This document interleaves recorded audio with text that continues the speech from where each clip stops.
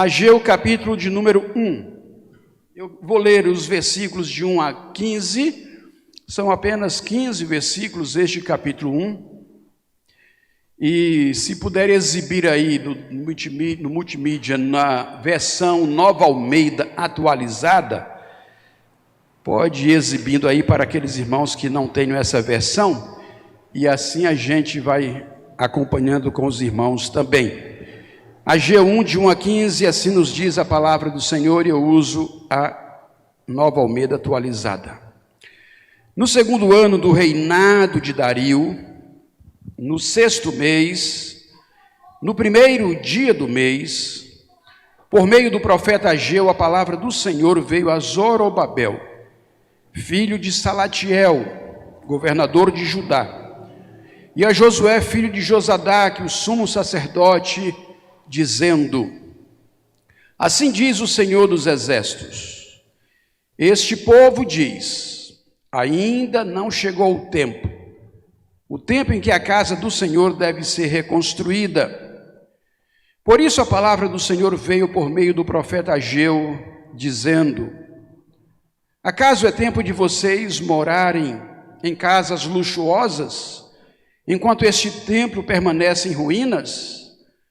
Portanto, assim diz o Senhor dos Exércitos: considerem o que tem acontecido com vocês. Vocês semearam muito e colheram pouco. Comem, mas isso não chega para matar a fome. Bebem, mas isso não dá para ficarem satisfeitos. Põem roupa, mas ninguém se aquece.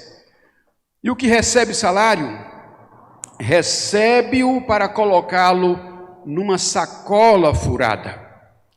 Assim diz o Senhor dos Exércitos: considerem o que tem acontecido com vocês. Vão até o monte, tragam madeira e reconstruam o templo. Dele me agradarei e serei glorificado, diz o Senhor.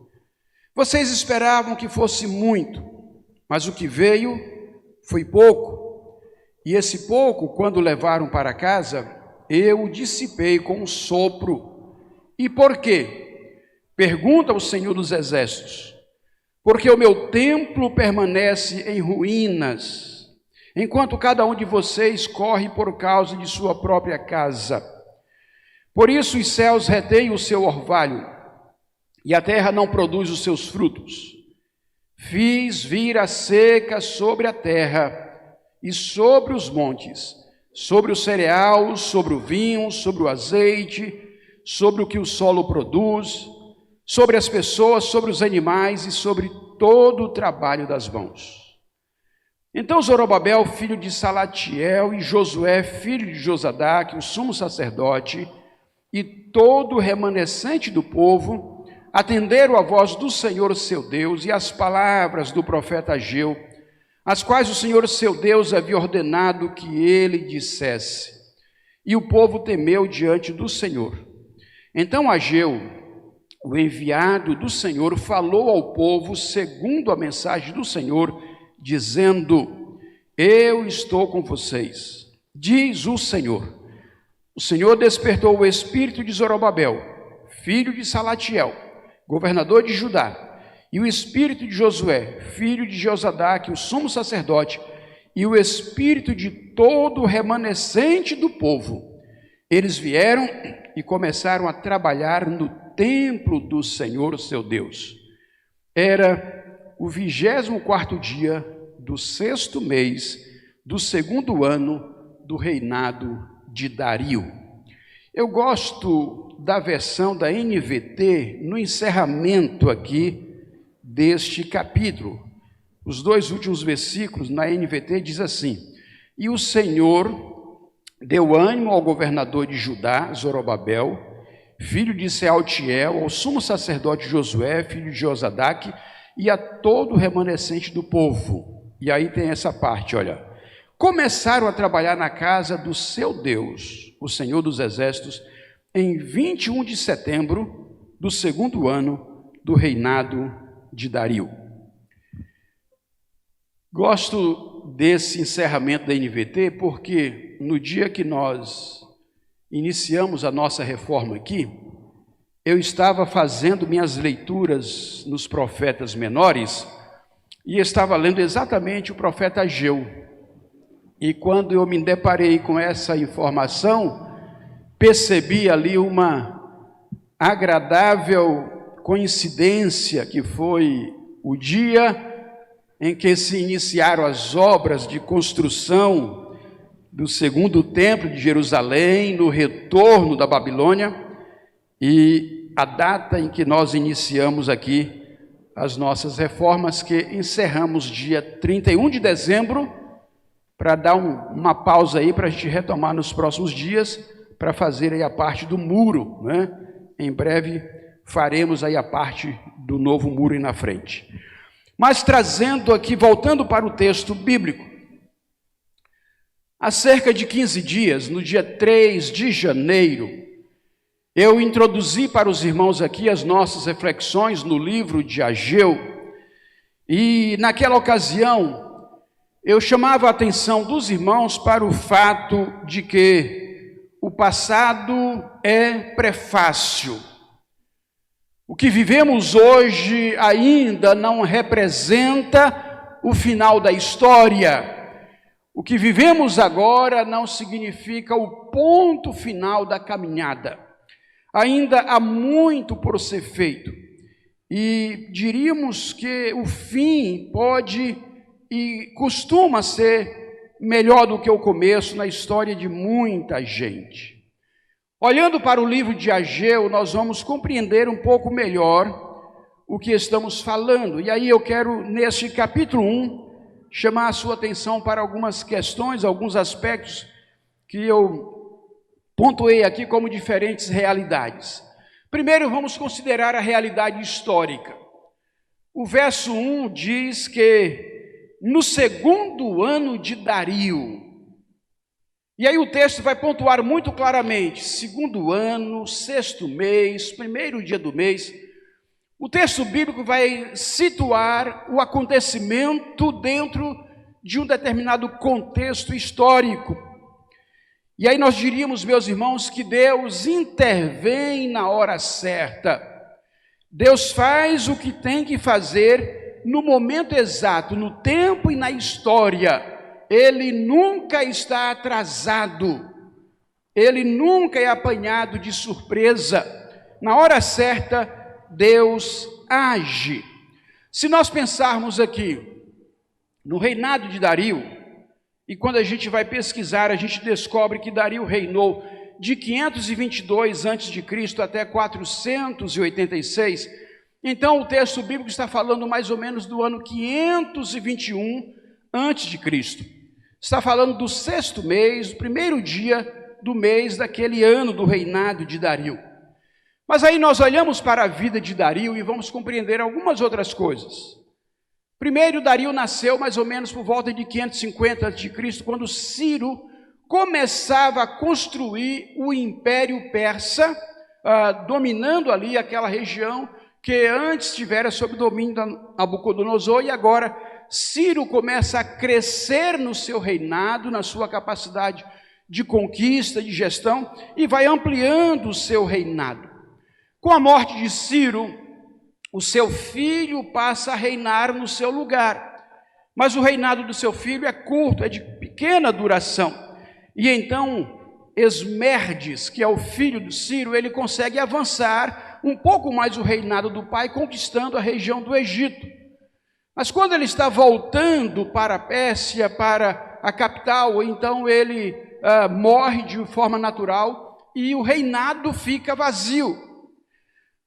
Um parente que não tinha o direito de assumir, tentou usurpar o trono naquele momento, e aí Dario, juntamente com algumas famílias nobres da Pérsia, levanta e resiste àquela tentativa de usurpação e consegue vencer então aquele que foi o Bardia, o cidadão que tentou conquistar o império, e Dario então passa a reinar.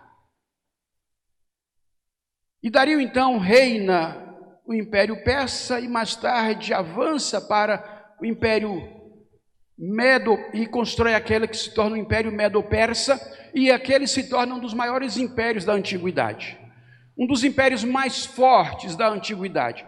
Ele avança e conquista terras e com isso se estabelece de uma forma muito forte no seu período. E aí Dario vai reinar pelo menos alguns anos, de 522 até 486 a.C., sendo sucedido depois por seu filho Xerxes, que a história vai chamar de Dario II. Nós vamos encontrar esses três reis, Ciro, Dario e Xerxes, nós vamos encontrá-los na história do povo de Israel, quando da volta do povo da Babilônia para Jerusalém. Nós vamos encontrar esses reis como pessoas que são acolhedoras à causa dos israelitas e os permite voltar para reconquistar o seu território e voltar à sua terra. Os irmãos se lembram, por exemplo, que quando Neemias pede autorização para voltar e construir os muros de Jerusalém, ele estava servindo Xerxes lá na Pérsia. Então, ele estava servindo ali o Dario II, né? De forma que esses três reis, eles se tornam muito receptivos à causa de Israel. Ciro, Dario e Xerxes. E no reinado deles, então, começamos a ter os retornos. Começamos a ter gente voltando. Volta com Esdras, volta com Zorobabel, volta depois alguns com Neemias. E nós vamos ter todo esse movimento de retorno à terra que viria a ser mais tarde ali a região da Palestina, que é o território de Israel.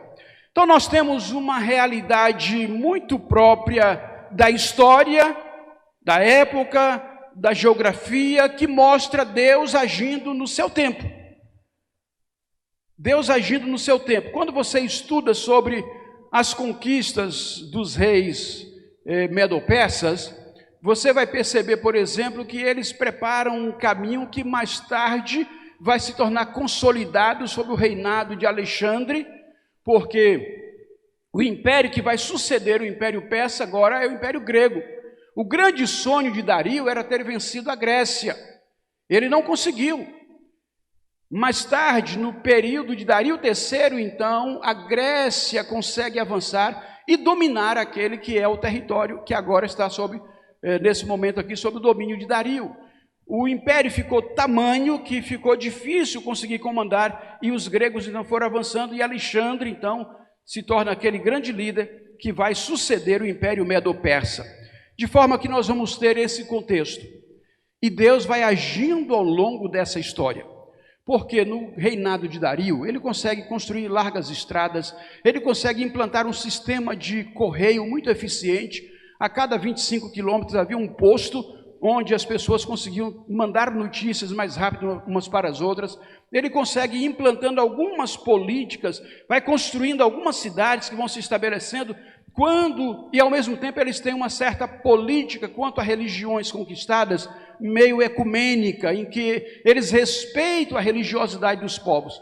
Então, como eles vão fazendo isso, quando mais tarde o Império Grego chega, isso já está consolidado, e aí a gente vai entender o que Paulo fala lá em Gálatas 4:4, quando diz que na plenitude do tempo, Deus enviou Jesus, nascido de mulher, no tempo certo, na hora exata, sem perder o compasso da história. E aí a gente vai perceber que já nesse momento aqui, as coisas estão sendo preparadas pelo Senhor segundo o seu propósito. Então nós temos essa realidade histórica, mas nós temos também aqui nesse texto uma realidade que eu vou chamar aqui de realidade existencial. Os versos 2 a 3 vão nos dar uma ideia sobre do que nós estamos falando. Vejam o que diz o texto bíblico. Assim diz o Senhor dos Exércitos: este povo diz, ainda não chegou o tempo em que a casa do Senhor deve ser reconstruída. Por isso a palavra do Senhor veio por meio do profeta Ageu, dizendo.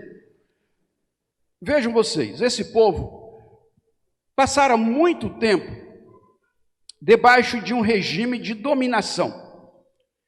Esse povo perdera a sua voz, perdera a sua autonomia, esse povo perdera o direito de expressar a sua vontade, e por muitos anos esse povo é subjugado sob o Império Persa, e eles ficam nessa condição por muito tempo.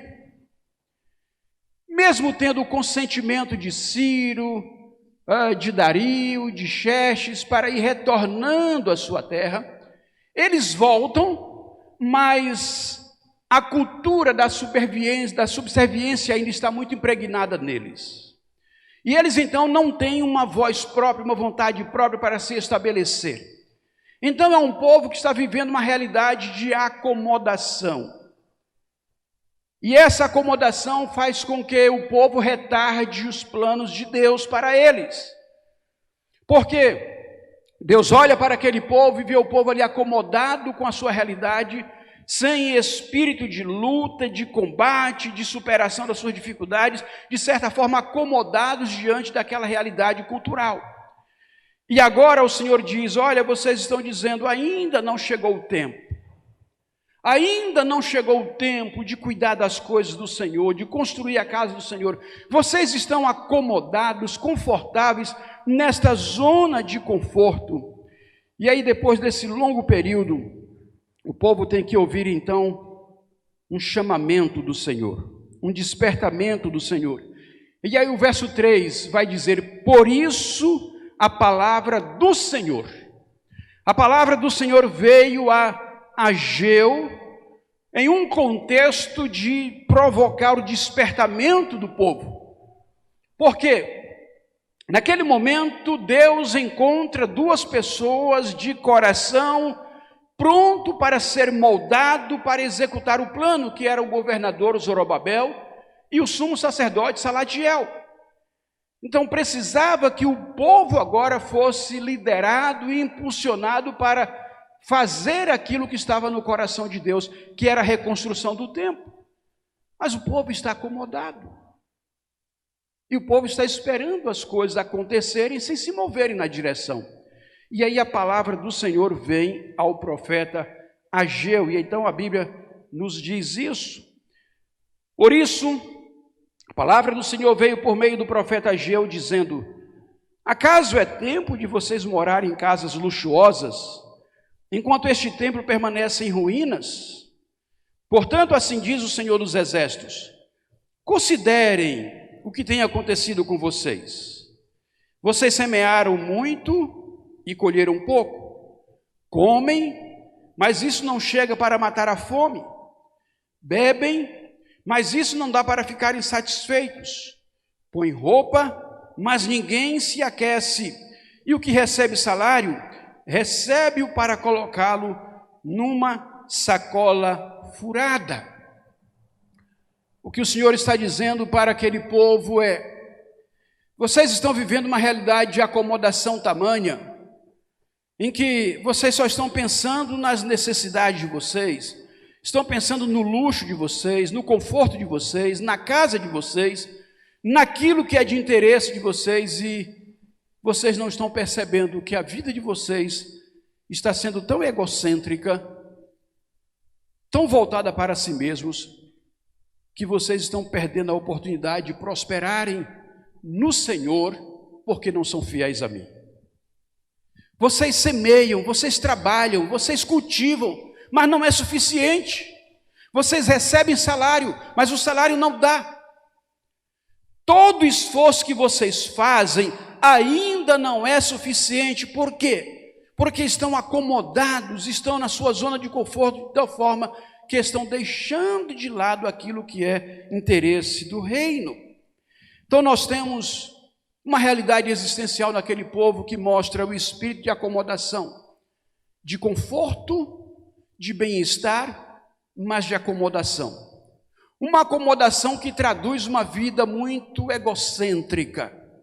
Uma acomodação que traduz um estilo de vida pensado primeiro em si mesmos e não tanto nas coisas do Senhor.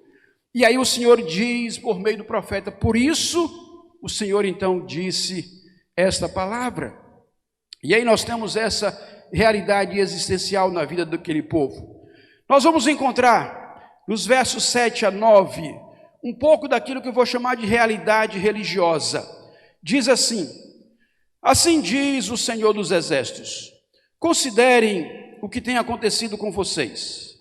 Vão até o monte, tragam madeira, reconstruam o templo, dele me agradarei e serei glorificado, diz o Senhor.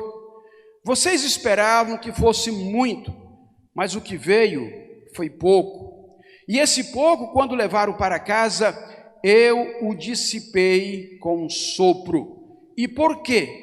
Pergunta o Senhor dos Exércitos. Porque o meu templo permanece em ruínas, enquanto cada um de vocês corre por causa de sua própria casa. A realidade religiosa daquele povo, a realidade espiritual daquele povo, mostrava um povo que corria para seus interesses, para suas coisas, enquanto a casa do Senhor é esquecida, as coisas do Senhor eram esquecidas e eram deixadas de lado. E aqui, meus irmãos, nós olhamos um pouco daquilo que acontecia naqueles dias e perguntamos o quanto daquelas realidades se assemelham com as nossas realidades no tempo presente. Porque nós percebemos que na espiritualidade daquele povo não havia muita diferença da espiritualidade dos nossos dias.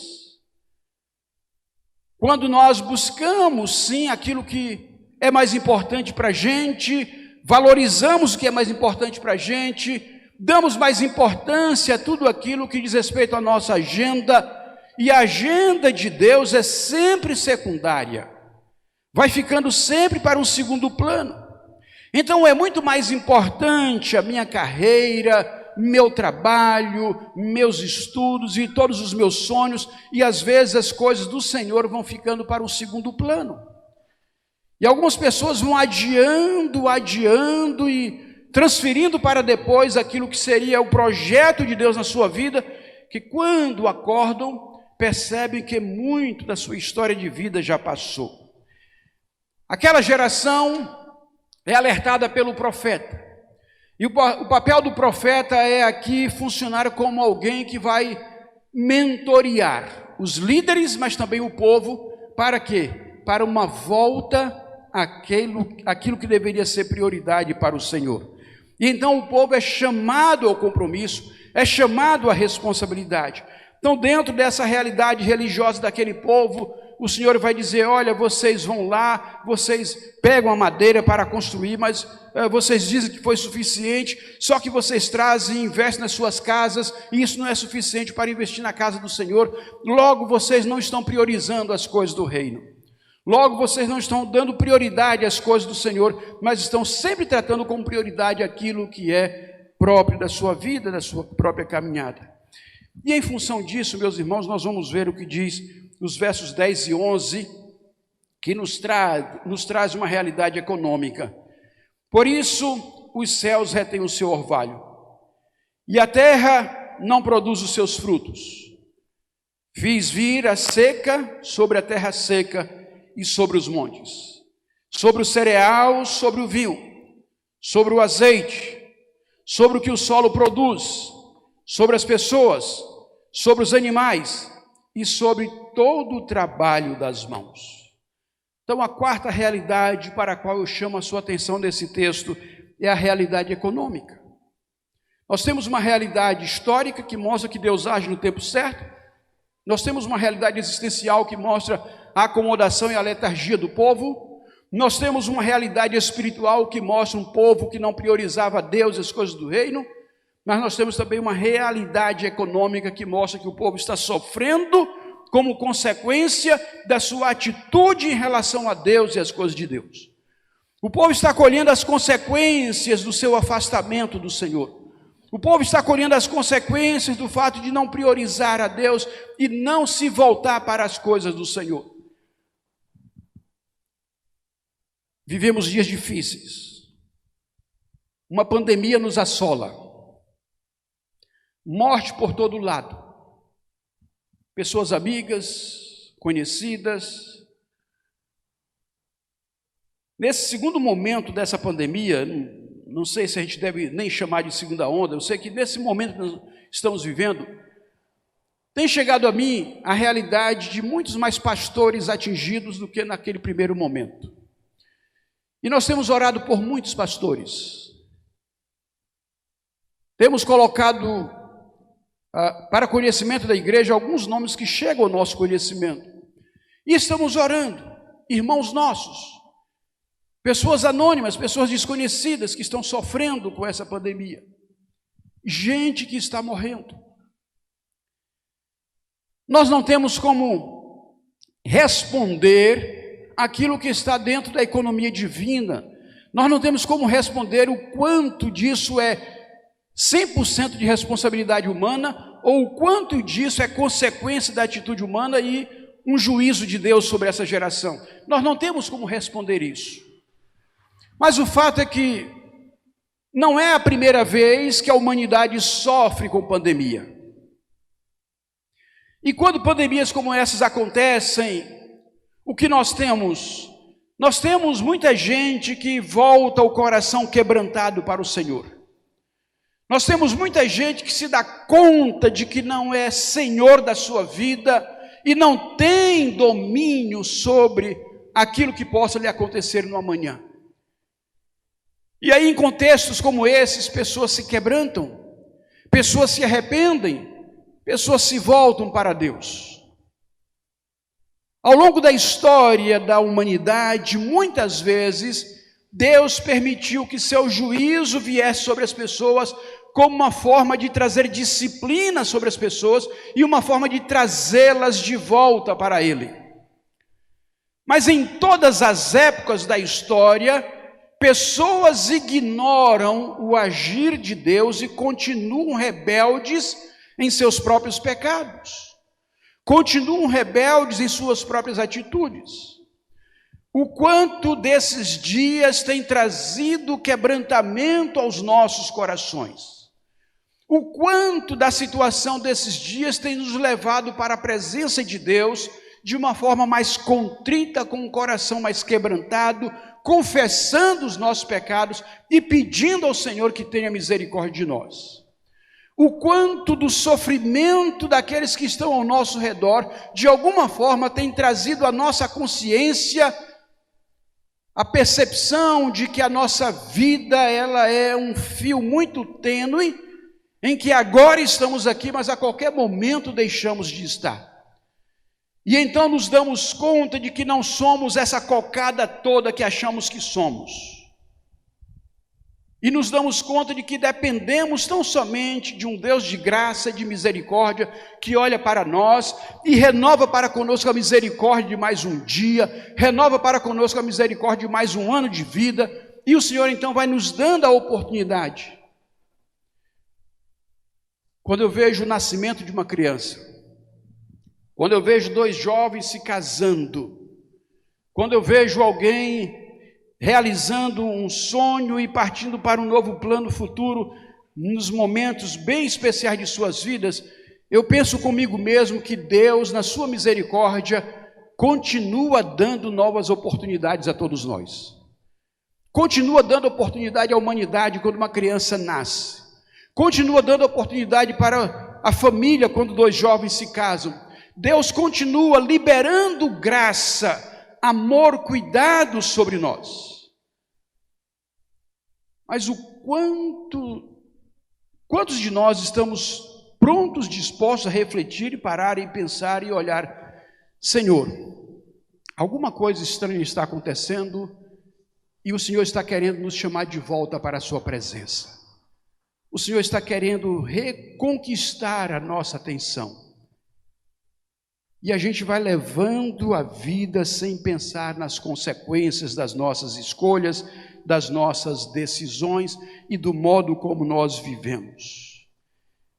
Queridos, eu olho para esse texto do profeta Ageu e vejo que a história daqueles dias, ano 521 a.C. aproximadamente, em vários aspectos, se assemelha à história da nossa própria época. Para sua reflexão, o quinto aspecto desse texto que eu quero chamar a sua atenção, qual é o lugar das pessoas na transformação da realidade? Apontamos aqui 4 realidades. realidade histórica, uma realidade existencial, uma realidade que diz respeito à vida espiritual das pessoas, um momento da realidade econômica daquele povo, mas qual é o lugar das pessoas na transformação, na mudança das coisas? Como dissemos na introdução desse texto, o que vivemos é um prefácio para aquilo que estamos por viver. O que dessas realidades nós podemos aprender e o que do nosso momento atual nós podemos aprender para o futuro? E aí eu diria que o lugar das pessoas, primeiro, vai aparecer aqui com 3 personagens distintos. Primeiro, nós vamos ter aqui o poder político em ação, quando o verso 12 mostra que a palavra do profeta se dirige não apenas ao povo, mas às lideranças influentes. Então Zorobabel, o verso 1 diz que Zorobabel era o governador, filho de Selatiel, e Josué, filho de Josadaque, o sumo sacerdote, e todo o remanescente do povo atenderam a voz do Senhor seu Deus e as palavras do profeta Ageu, as quais o Senhor seu Deus havia ordenado que ele dissesse, e o povo temeu diante do Senhor. Qual é o lugar das pessoas? Primeiro, aqueles que estão no lugar de influenciar outros, precisam ouvir a voz do Senhor, precisam ouvir a voz do profeta, precisam ouvir a voz da palavra e precisam tomar consciência das suas responsabilidades. E aí vem o poder político, vem o poder religioso e vem o povo. Esses 3 elementos são fundamentais para que mudanças aconteçam. Não basta somente a vontade política, não basta só a vontade religiosa, tem que haver a vontade do povo para que as coisas aconteçam. Quando Ageu fala, esses 3 elementos convergem para o mesmo propósito. Eles ouvem e eles temem. Eles temem aquilo que ouvem da parte do Senhor. O quanto dos nossos governantes hoje temem a Deus? O quanto das nossas lideranças religiosas hoje estão buscando o poder de Deus em lugar do seu próprio poder? O quanto do povo está querendo ouvir a voz de Deus, ou o quanto do povo está esnobando as coisas do Senhor? Algum tempo atrás, alguém escreveu uma tese muito interessante, mostrando como a elite política e a elite econômica desse país esnoba a religião cristã no Brasil. É interessante perceber isso. Como muitas vezes o poder religioso ou aqueles que estão professando uma religiosidade, uma crença, uma fé, seja o evangélico, seja o católico, o quanto às vezes isso é ignorado por pessoas que têm palavra de influência, o poder de influência. Nós acompanhamos a situação de caos no Rio de Janeiro. Há poucos dias me chega um vídeo em que o prefeito que está tomando posse está lá recebendo a bênção dos orixás. E os orixás estão ali abençoando aquele prefeito e aquela cidade. Como é que nós podemos esperar que nossas cidades sejam abençoadas quando elas se colocam sob as bênçãos não de Deus? Certa feita eu fui falar numa conferência na Igreja Batista dos Mares, em Salvador, e o pastor Isaías Lins, pastor daquela igreja, fez um passeio conosco pela cidade, e nós passamos em volta do Correio, das agências centrais dos Correios, e um local onde estavam ali os vários orixás erguidos em torno do prédio do Correio e tudo mais, e nós então refletimos ali com aqueles irmãos, como podemos esperar as bênçãos do Senhor quando nós nos colocamos sob a bênção de deuses que não têm o poder de abençoar. Eis uma coisa que entristeceu o coração do Senhor nos tempos antigos e continua entristecendo o coração do Senhor em nossos tempos. Quando as pessoas se colocam sob a bênção daquele que não pode abençoar. Quando as pessoas se prostram diante dos seus ídolos e esperam ser abençoados por eles, quando na verdade o Senhor é o Deus que pode abençoar. O lugar das pessoas na transformação das realidades é ouvir a voz de Deus, é quebrantar os corações, é permitir que o Espírito do Senhor os conduza por novos caminhos, e é fazer convergir interesses que possam envolver todos aqueles que estão em poder de influência e inclusive o povo que possa dar ouvido à voz do Senhor. Ouvir, atender, temer e finalmente trabalhar a serviço do Senhor. Os versos 13 a 14 nos mostram como aquele povo se coloca a serviço da mudança, entendendo aquele que foi o lugar de Deus na construção daquela nova realidade. Versos de número 13 e 14, assim nos diz a palavra. Então Ageu, o enviado do Senhor, falou ao povo, segundo a mensagem do Senhor, dizendo: eu estou com vocês, diz o Senhor. O Senhor despertou o espírito de Zorobabel, filho de Salatiel, governador de Judá, e ao espírito de Josué, filho de Josadaque, o sumo sacerdote, e o espírito de todo o remanescente do povo. Eles vieram e começaram a trabalhar no templo do Senhor dos exércitos, seu Deus.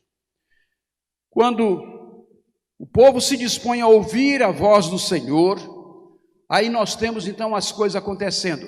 Porque o lugar de Deus nesse momento aqui é colocar o propósito no coração, trazer a intencionalidade, despertar, provocar as pessoas à ação, mas Deus não nos toma pela mão para fazer aquilo que nos compete fazer.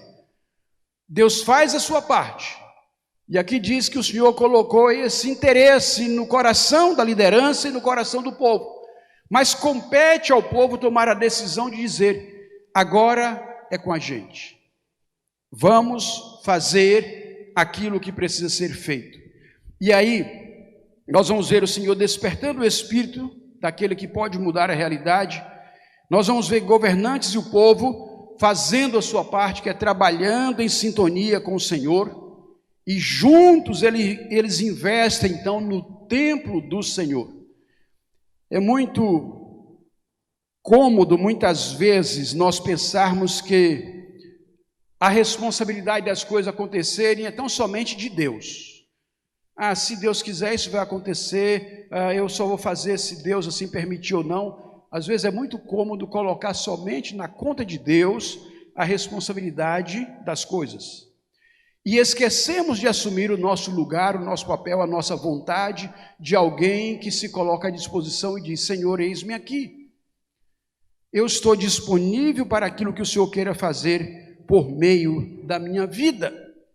E aí, meus irmãos, nós podemos dizer que nada muda. Nada muda. Se o povo, liderança, governante, religiosos não mudam. Se as pessoas, se aqueles que têm poder de influência não quiserem mudar, nada vai mudar.